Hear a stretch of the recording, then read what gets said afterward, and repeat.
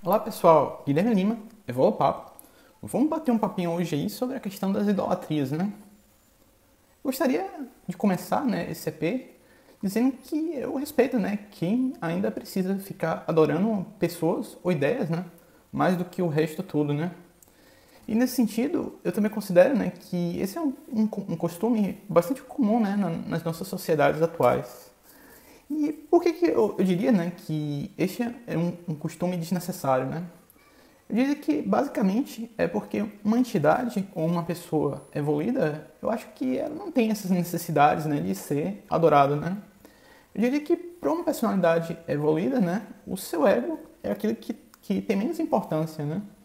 E eu diria que se a gente tem, um amigo espiritual evoluído, ele vai te tratar como amigo e não como alguém inferior. Até mesmo se o nível dele, for muito superior ao seu, em algum aspecto. Eu diria que uma pessoa muito evoluída, ela não tem aquela necessidade íntima de ser reconhecido, porque ela sabe, o que mais importam as suas ações do que o seu próprio ego, né? E com relação, a adorar ideias, é muito comum a defesa apaixonada, de um corpo de conhecimentos que a pessoa se sente particularmente fascinada, né? E nesse sentido, eu diria que a defesa apaixonada de uma religião, ou até mesmo de uma ciência, normalmente vem acompanhada, de algum nível de fanatismo e uma ausência de questionamento, que, em última análise, dificulta o progresso do conhecimento, né? E a pessoa, ao defender, de forma apaixonada, seja uma religião, seja uma ciência materialista, ou até mesmo dentro da própria conscienciologia, geralmente, isso frequentemente ajuda a perpetuar os mesmos erros do passado, porque na defesa apaixonada, a pessoa ela costuma verificar, não costuma verificar uma realidade por ela mesma e também não costuma ir além, daquilo que já existe, tornando dessa forma, o conhecimento menos incompleto. E é por meio, do que o Valdo Vieira chamou de verpons, ou verdade relativa de ponta, Então, voltando um pouquinho à questão da ideia, de adorar uma personalidade, e há aquelas pessoas, que pousam de verdadeiros gurus, E tem muita gente que os adora, mas a sua conduta, na vida privada, não condiz com aquilo que aparece, para o público em si, E várias dessas pessoas, que ensinam várias coisas, mas na vida privada fazem coisas diferentes, E eu diria que há muita incoerência, em muitos gurus, O próprio professor Valdo Vieira questiona isso, por exemplo, de um guru conhecido como Osho, O Osho escreveu muitos livros, com conselhos dizendo que o dinheiro não era algo importante, enquanto ele tinha 92 Rolls Royce, E o Rolls Royce é um carro de altíssimo luxo, antigamente, E cada um desses hoje valeriam cerca de 5 milhões, Então, o próprio Osho também, teve milhares de seguidores fanáticos, E deixou uma quantidade enorme de viúvas mal amadas, E na Rua da Amargura, Não amparou a pessoa efetivamente após a sua morte, E ainda o professor Valdo fala que ele morreu de AIDS, Tendo passado a ideia, do sexo livre aos seus seguidores, E uma ideia que eu diria completamente contraditória, em função do seu destino. E nesse sentido, o próprio professor Valdo Vieira ele diz que é plenamente relevante saber com quem você está se relacionando e fazendo sexo, E tem gente também, que é fanático quanto ao gigantesco material que foi produzido pelo professor Valdo Vieira e pode até haver, um certo receio de uma pessoa que está fazendo parte, do grupo da Conscienciologia apresentar uma nova verpon, E eu diria que dizer, algo que contradiz qualquer vírgula que o professor Valdo escreveu, quando você ainda está fazendo parte do grupo, diz que eu diria que há uma elevada chance, de você ser cancelado, mesmo que as suas experiências, tenham te levado a uma conclusão diferente ou até mesmo ligeiramente diferente, do professor Valdo. E uma das vantagens da independência em relação ao grupo da Conscienciologia é justamente ter uma liberdade maior para expor as próprias ideias, o que nem sempre é possível, enquanto a pessoa está no voluntariado, E eu diria que isso vale também para qualquer religião, tá? ou até mesmo pela ciência materialista também, né? E na ciência e na religião, há aquelas pessoas, né, chamadas de monstros sagrados, né? Na ciência é menos comum, mas também tem aquelas pessoas, né, que idolatram Kant, Platão ou qualquer outro filósofo, né? São pessoas que normalmente têm algum status, né, dentro dos estudos das universidades, né? E já nas várias religiões, né, há santos, né? Existem santos de todos os tipos, né? Cujo trabalho, né, geralmente não pode ser questionado, nem também as suas obras, né, podem ser analisadas criticamente, né? E há ainda outra coisa, né?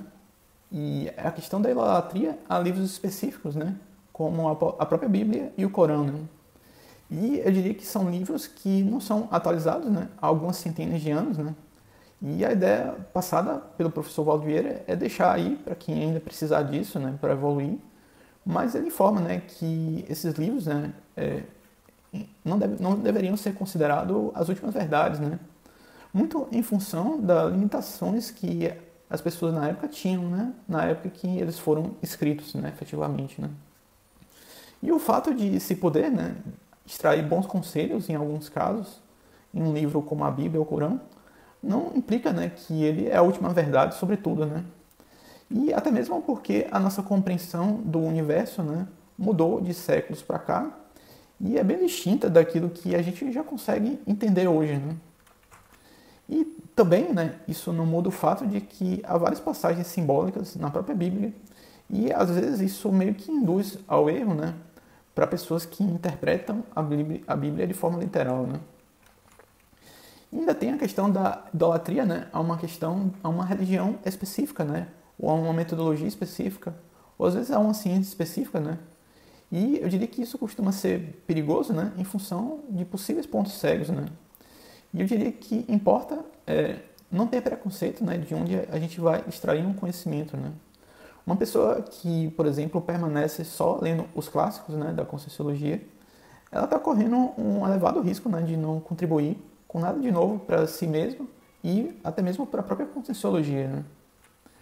E a Conscienciologia, ela traz a questão de não importar de que fonte é tirado o conhecimento, mas avaliar, né, pela racionalidade, pela criticidade, tudo que está no catolicismo, no budismo, no yoga, no hinduísmo, e verificar, né, a pessoa por si mesma, sem preconceitos com relação à própria fonte, né? E em complemento, né, eu diria, né, que a gente pode até admirar, né, uma pessoa, um espírito, né, pelo seu elevado conhecimento, né, ou até pela uma boa conduta que ele tem, né? Mas eu diria que quando a coisa parte, né, para a questão da adoração, eu diria que há grandes chances, né, da própria pessoa ser manipulada e se tornar fanática a ponto de nem questionar nada daquilo que lhe foi sugerido, né? E eu diria que um bom mestre, né, às vezes, ocasionalmente, né, pode dar maus conselhos para que a pessoa consiga desenvolver, né, o seu próprio discernimento e senso crítico, né? E quando uma pessoa, né, se submete plenamente a um espírito, né, sem refletir, sem analisar a questão, isso pode fazer, né, com que a pessoa seja mais facilmente enganada, né? E isso ocorre, né, porque no mundo espiritual, alguns espíritos eles sabem mudar a própria forma, né, para aparentar aquilo que eles desejam. E às vezes elas conseguem imitar a forma do seu próprio mentor, né, o santo, ou qualquer que seja essa pessoa adorada, né? E o Valdo chama essa propriedade da alma, né, do espírito, de autotransfiguração do psicossoma, né? Seria justamente a capacidade da nossa alma, do espírito, ou psicossoma, né, de mudar a forma de acordo com a vontade, né, do espírito, né? E também eu diria, né, que há ainda a ideia, né, de que pessoas famosas são virtuosas. Isso meio que influencia, né, legiões de seguidores a repetir os mesmos erros, né? Isso vai desde aquele jogador de futebol, né, que vai meio que emprenhando várias mulheres, e até aquela pessoa, né, que usa sua fama, né, para defender ideologias indefensáveis, né, à luz do conhecimento moderno, né? E também, né, há aquele aspecto, né, de que o vulgar ele ganha amplo destaque, né? Coisas como, por exemplo, atletas trans, né, competindo com mulheres biológicas, né? Tem também aquelas pessoas, né, que fazem apologia ao sexo, bastando balançar a bunda no YouTube, né, E até aparecendo, né, nas manchetes com overdose, ou até nas manchetes falando que está em reabilitação, né? E são tomadas como exemplo, né, de sucesso por essas novas gerações, né? E tem ainda também a questão da adoração a artistas, né, que meio que representam, né, um vazio na própria vida, né? A pessoa, né, que busca suprir, né, essa falta da vida própria através de ver, né, e viver a vida de outras pessoas, né? E por essa pessoa, né, não ter uma vida própria, a vida própria como algo interessante, né? Normalmente é uma pessoa que busca consumir conteúdo sobre a vida dos outros, né? Então são os badalos sociais e coisas que a pessoa normalmente não tem acesso e aí acha que a própria vida é vazia, né? E o maior emblema disso que a gente tem aí hoje, por exemplo, é da própria popularidade, né, do BBBB, né, que é o Big Brother Brasil, em que basicamente um culto à superficialidade, né?